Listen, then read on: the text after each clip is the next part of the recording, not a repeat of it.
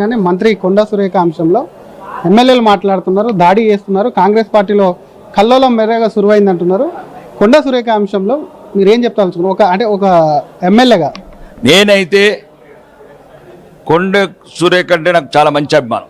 ఒక సామాన్య కుటుంబంలోకి వచ్చిన ఒక మహిళా నాయకురాలు, నిజాయితీ పరుల నాయకురాలు, ఒక బీసీ బిడ్డ.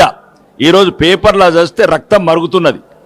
అంటే వాళ్ళ దాంట్లో వాళ్ళనే శవాలను నేర్చుకునే సంస్కృతి తీసుకొచ్చింది రేవంత్ రెడ్డి.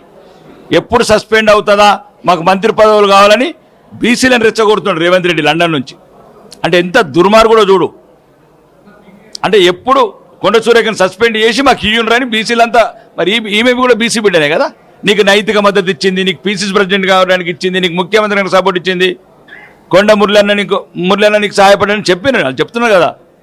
కాబట్టి నేను చెప్తున్నాను, ఒక విద్రోహ చర్యలో ఒక భాగమైన ఈ రేవంత్ రెడ్డి క్యారెక్టర్తోనే తెలంగాణ కాంగ్రెస్ మళ్ళా కుప్పకూలిపోతుంది. కానీ ఒక చర్చ అయితే జరుగుతుంది. ఎమ్మెల్యేలు మెజార్టీ ఎమ్మెల్యేలు రాలేదు, కొంత మైనార్టీ వచ్చారు, చాలా మందికి ఫోన్ చేశారు. మీతో కూడా సభ్యులు ఎవరైనా టచ్లో ఉంటారు, ఏమైనా మాట్లాడారా ఎవరైనా కాంగ్రెస్ ఎమ్మెల్యేతో? చాలా మంది ఎమ్మెల్యేలు ఫోన్ చేస్తున్నారు. అన్న భరించలేకపోతున్నాం ఈ ముఖ్యమంత్రిని, ఈ ముఖ్యమంత్రి కుటుంబాన్ని. కొందరే మంత్రులు వేల కోట్ల అవినీతి, హైదరాబాద్లో ఉన్న భూములను దోసుకుంటున్నారు, ఒక్కొక్కరు వేల కోట్ల భూములు దోసుకుంటున్నారు. మమ్మల్ని మాత్రం పప్పు బెల్లాలనుకుంటా ఏదో నియోజకవర్గంకే పరిమితం చేస్తున్నారు. అక్కడ కూడా నిధులు రావట్లేదు, బిల్లు రావట్లేదు. ఈరోజు గ్రామాలలో తిరగలేకపోతున్నాము. చేసిన మోసపు అబద్ధాల వాగ్దానాలు అన్ని అటకెక్కించిన ఈ ముఖ్యమంత్రి కుటుంబము, ఈ అవినీతిని మేము భరించలేకపోతున్నాం. కాబట్టి అన్ని రకాలుగా ఏ రోజు అవకాశం వస్తుందో, రేపు వస్తే రేపు వీలైతే రేవంత్ రెడ్డిని ఇమ్మీడియట్లీ పార్టీకి వెళ్ళి కూడా సస్పెండ్ చేయమంటున్నారు వాళ్ళు.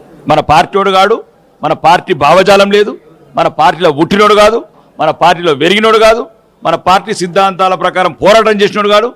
ఎవరెవరో ఒక కుట్రలో భాగం వచ్చి మా పార్టీని సర్వనాశనం చేయడానికి వచ్చిండు. ఇప్పటికే రాహుల్ గాంధీ వాళ్ళ మొత్తం మునిగిపోయిందంటే ఈ రేవంత్ రెడ్డి వాళ్ళ కూడా తెలంగాణలో మొత్తం కాంగ్రెస్ నామరూపాలు లేకుండా పోతుందని వాళ్ళు అంటున్నారు. అదే పార్టీ మీద ఎంపీ గెలిచిండు, ఎమ్మెల్యే గెలిచిండు, మినిస్టర్ అయింది కదా, అదే గుర్తు మీద ఈయన ఒక్కడే గెలిచిండే. ఇక ఒక్కడే ఉన్నాడు, ఇంకో లేడీగా ఈయన ఒక్కడే గెలిచిండే రేవంత్ రెడ్డి. రేవంత్ రెడ్డి 2 సార్లు ఓడిపోయిండు.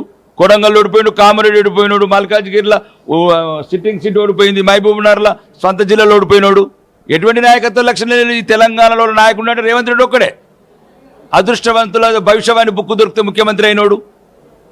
కాబట్టి నేను చెప్తున్నాను, మొత్తం ఇప్పుడు ఇది ఫీజు రింబర్స్మెంటే కావచ్చు, తెలంగాణలో అభివృద్ధి నిరోధకుడే కావచ్చు, ఈ మధ్యన కొత్తగా దేశ వ్యతిరేక చర్యలకు పాల్పడుతున్నారు కావచ్చు, అన్ని రకాలుగా రేవంత్ రెడ్డి విఫలమైన నాయకుడు.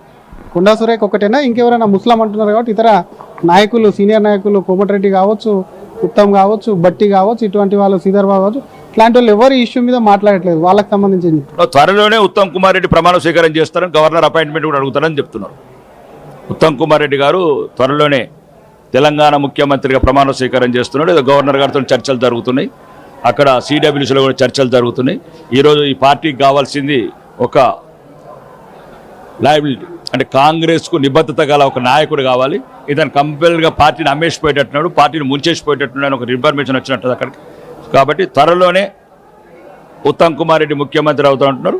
ఎప్పటికైనా ఉత్తమ్ కుమార్ రెడ్డి ముఖ్యమంత్రి అయినా కానీ ఫీజుల రీయింబర్స్మెంట్ ఇవ్వమని కోరుకుంటున్నారు. చివరి ఒక్క మాట, కొండా సుస్మిత చేసినటువంటి ముఖ్యమంత్రి మీద, ఒక సభా నాయకుడి మీద, ఒక పార్టీని ప్రభుత్వాన్ని నడిపించే నాయకుడి మీద ఈ విధంగా వ్యాఖ్యలు చేయడం సరికాదు. అసలు ఎందుకు కొండా సురేఖ తనకు సంబంధం లేదంటే వివరించింది. వాళ్ళ కుమార్తెనే కదా, వాళ్ళ కుమార్తె రాజకీయ కోసమే కదా అనేది. నేనైతే ఒకటి, నాకు వ్యక్తిగతంగా కొండ మురళి అంటే ఇష్టం. వ్యక్తిగతంగా పులికి పుట్టిన బుడ్డే పులి. సుస్మిత కూడా మాటలు ఎక్కడ తొట్టుబట్టలేదే. నీ తమ్ముడికి 200 కోట్లు ఎందుకు ఇచ్చినావు ముఖ్యమంత్రి? కళ్ళు ఉన్నవు గింత ఎత్తికెక్కినామని అడిగింది. ఆ కళ్ళు ఎక్కించిన వాళ్ళు మేమే, పీసీసీ ప్రెసిడెంట్ చేసినాం, మేమే సపోర్ట్ చేసినాం. ఈరోజు నీ అవినీతి అహంకారం కాకపోతే సీట్ ఎట్లా డిక్లేర్ చేస్తావు? రేవంత్ రెడ్డి పరకాలకెళ్ళి సీట్ ఎట్లా డిగ్రీ ఎత్తాడు అంటే పార్టీని కంపల్సరీ కాంగ్రెస్ రేవంత్ అని పెట్టుకుంటాడు. త్వరలోనే నిజమైన కాంగ్రెస్ లేదు, ఇప్పుడున్న కాంగ్రెస్ అలా రేవంత్ రెడ్డి పార్టీ మాత్రమే. రేవంత్ రెడ్డి కాంగ్రెసే, అది కాంగ్రెస్ లేదని ఆ అమ్మాయి సుష్మిత గారు అన్న దాంట్లో ఒక ఆవేశం ఉంది, ఆవేదన ఉంది. క్లియర్గా అయిపోయింది. చెప్పమను, ఇప్పుడు మేము కూడా అప్లై చేస్తాం. ఇది మన తమ్ముడికి ఇచ్చిన మాకు కూడా ఇవ్వమను. 200 కోట్లు మేము చెప్పింది కాదు. అట్లాంటి 2 లక్షల కోట్ల అవినీతి చేసిన ఈ ముఖ్యమంత్రిని ఎవరు భరిస్తారు? నిజమైన కాంగ్రెస్ వాదులు ఎవరు భరించలేకపోతున్నారు. రెండోది, కాంగ్రెస్ సంస్కృతే కాదు. నువ్వే నామినేటెడ్ ముఖ్యమంత్రివి. నామినేటెడ్ ముఖ్యమంత్రి పరకాల సభలను పెట్టే చెప్తావు. రాబోయే అంటే నువ్వు సీట్లు డిక్లేర్ చేస్తున్నావు. అంటే సీట్లు డిక్లేర్ ఎత్తున్నావు, నీకు సోనియా గాంధీ మీద కూడా గౌరవం లేదు, రాహుల్ గాంధీ మీద గౌరవం లేదు, ప్రియాంక గాంధీ మీద గౌరవం. నేను చెప్తున్నా కాంగ్రెస్ వాళ్ళకు, ఒకవేళ రేవంత్ రెడ్డికి సోనియా గాంధీ గారి మీద కానీ, రాహుల్ గాంధీ గారి మీద కానీ, ప్రియాంక గాంధీ గారి మీద కానీ, చివరికి మల్లికార్జున ఖార్గే గారు మా పెద్ద ఆయనకు గౌరవం ఉంటే పరకాల సభలో సీట్ ఎట్ట డిక్లేర్ చేస్తాడు. అంటే మీ కాంగ్రెస్ పార్టీలో నుండి మీ కాంగ్రెస్ మొత్తానికి మొత్తం సముద్రంలో ముంచడానికి ప్రయత్నం చేస్తున్నాడు.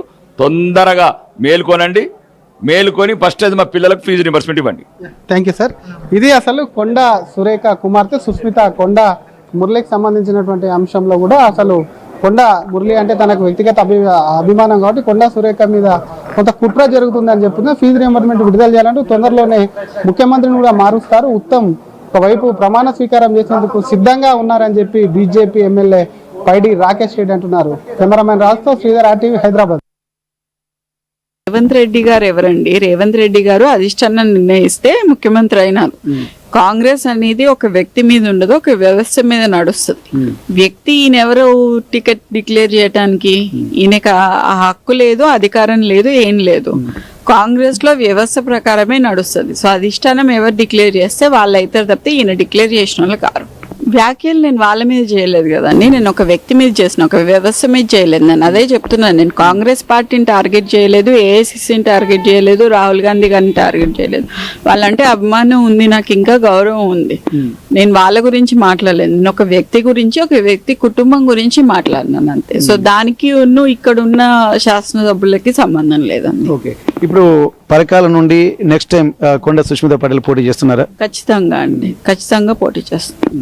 నేను అదే చెప్తున్నాను కదా, అపాయింట్మెంట్ కూడా ఇప్పుడు మా నాన్నగారికి ఇచ్చి ఆల్మోస్ట్ 2 years అవుతుంది. ఆయన ఇచ్చిన మాట తప్పారు. ఇప్పుడు మా అమ్మ అడిగినా కూడా దాన్ని దాటేస్తున్నారు తప్పితే ఎందుకు ఇవ్వట్లేదు అనే దాని గురించి కూడా ఆయన సమాధానం చెప్పట్లేదు. అధిష్టానం దగ్గరికి వెళ్ళి ఆయన మాట్లాడాలి కదా. మేము మాట్లాడాలి అని అనుకుంటే వేరే వాళ్ళతో మాట్లాడగలుగుతాం.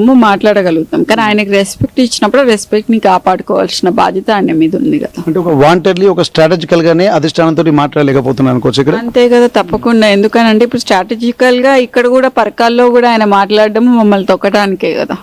సంగారెడ్డిలో అక్కడ మాట్లాడి జస్ట్ అదే రోజు నెక్స్ట్ డేనే మాట మార్చి ఇక్కడ మాట్లాడిండు అని అంటే మమ్మల్ని కావాలని అణచివేయాలని చూస్తున్నట్టే కదా. లేదండి, ఆయన సపోర్ట్ చేయకపోయేటాడు. ఎందుకంటే సపోర్ట్ చేసేటట్టయితే ఫస్ట్ మా నాన్నని ఎమ్మెల్సీగా చేసుకునేవాడు కదా. మంచి లీడర్లని ఇప్పుడు వేం నరేందర్ రెడ్డి ఏం సలహాలు ఇచ్చారో నాకు కూడా తెలియాలి, సలహాదారుడు కదా. ఆయన ఏం సలహాలు ఇచ్చారో ఒకసారి బయట పెట్టమని చెప్పండి. ఎన్ని జీవోలు వచ్చాయో బయట పెట్టమని చెప్పండి. ఆ జీవోల ప్రకారం సీఎం గారు ఏం చేశారు, అవి వచ్చి ప్రజలకు ఏం చేరాయి అని చెప్పి అది ఒక్కటి చెప్తే చాలు. ఓకే, ఇక్కడ సీఎం రేవంత్ రెడ్డి గారే ప్రత్యక్షంగా మీ మీద వాంటెడ్లీ ఆలోచిస్తున్నాను అనుకోవచ్చా, లేకపోతే ఇంకెవరైనా సీఎం గారిని ప్రేరేపించి మీకు రాజకీయ అస్తిత్వం కొద్దిగా దూరం చేసేటువంటి ప్రయత్నం జరుగుతున్నాయా? మీకు ఇంకా దీని మీద ఏమైనా అనుమానాలు? ఇది నేను చెప్పలేదు.